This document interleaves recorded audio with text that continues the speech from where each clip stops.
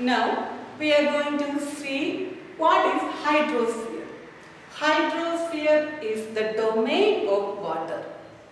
It consists of various sources of water and water bodies like lakes, rivers, seas, oceans, etc.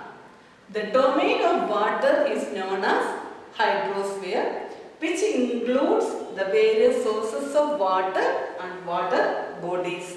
Example, lakes, rivers, seas, oceans, etc.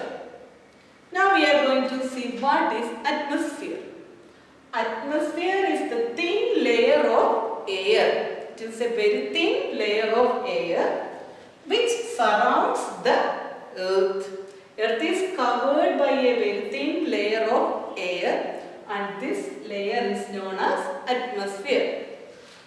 And the gravitational force exerted by the earth holds the atmosphere around it.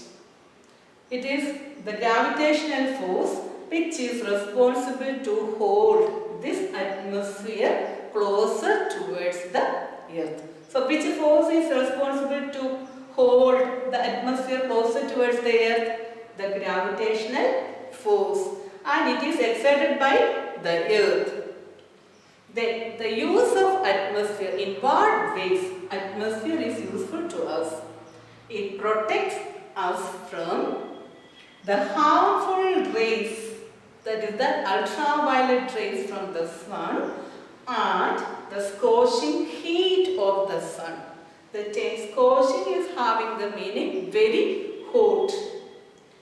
And the changes in atmosphere produce or cause some changes in the weather and climate. The changes that happens in the atmosphere produce changes in the weather and climate. Now we are going to see what is meant by weather. Weather is the condition of the atmosphere. The condition of the atmosphere for a short period of time. It is the condition of the atmosphere for a short period of time is known as weather. And what is meant by climate? Climate is the average of weather conditions. Average of the weather conditions of a place for a long period of time. Weather is for a short period of time, but climate it is for a long period of time. Now we are going to see what is meant by biosphere. Biosphere is the narrow zone of the earth where land, water and air, that means the lithosphere, hydrosphere and the atmosphere, interact with each other to support life. So, biosphere is the narrow zone which is formed by the interaction of land, that is the lithosphere, water and the term hydrosphere, and air, that is the atmosphere, to support life. Now we are going to see what is an ecosystem. Ecosystem is a system formed by the interaction of all living organisms with each other and with the environment in which they live, all linked with transfer of energy. So it is a system. How it is formed? Formed by the interaction of all living organisms with each other and at the same time with the environment in which they live. And here we can see there is transfer of energy should take place. So it is a system formed by the interaction of all living organisms with each other and with the environment in which they live, all linked with transfer of energy. And how an ecosystem is formed again?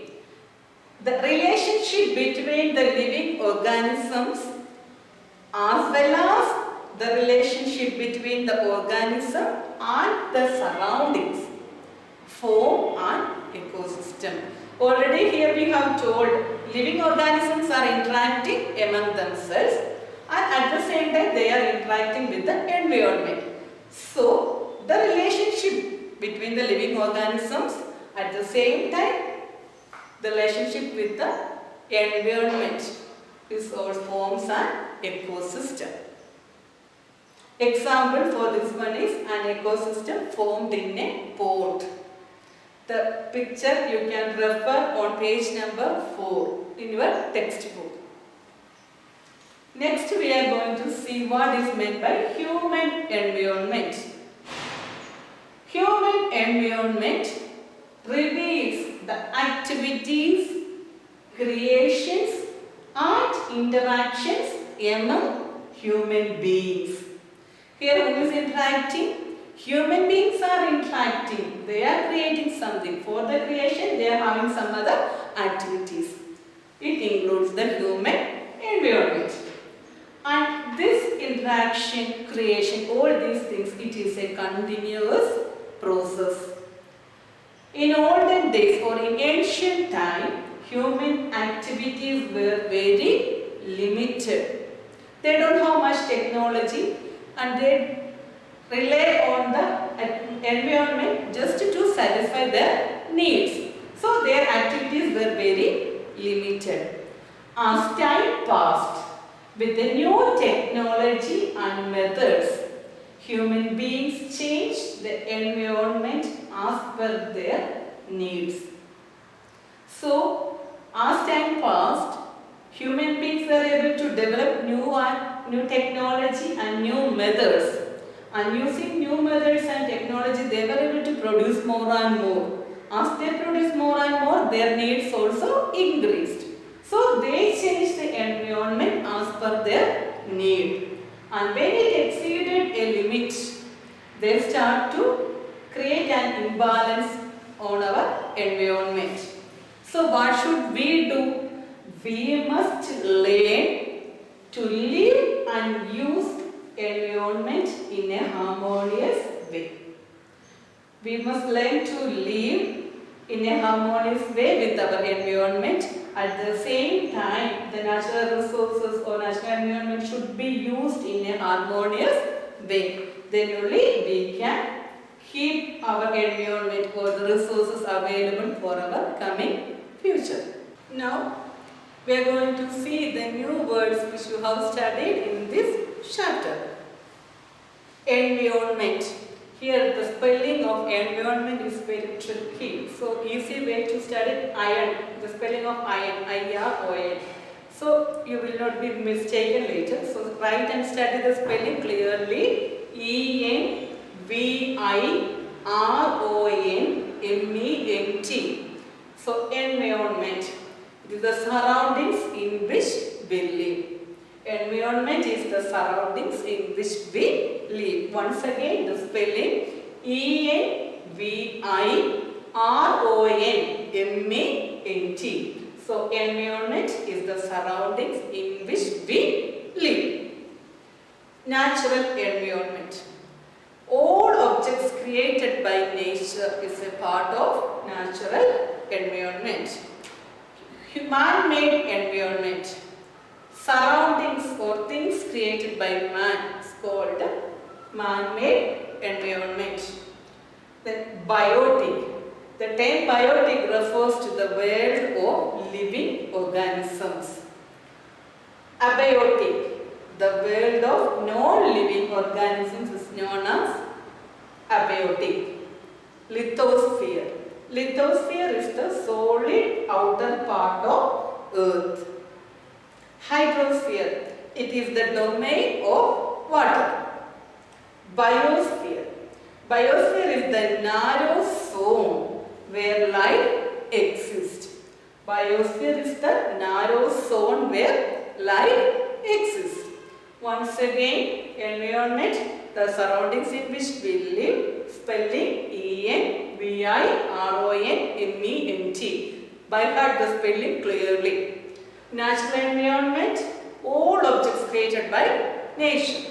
Man-made environment consists of surroundings created by man. Biotic is the region of the world of living organisms. Abiotic, the world of non-living organism, is known as abiotic region. Lithosphere is the solid outer part of earth. Hydrosphere is the domain of water. And biosphere is the narrow zone where life exists. So that's the end of this chapter. Read your textbook thoroughly at least 5 times. How many times? At least 5 times. Do the exercise given at the end of the textbook and study all the new words with the meanings and definitions. Go through the glossary part and the do you know part given inside your textbook. Okay, thank you. See you in the next class.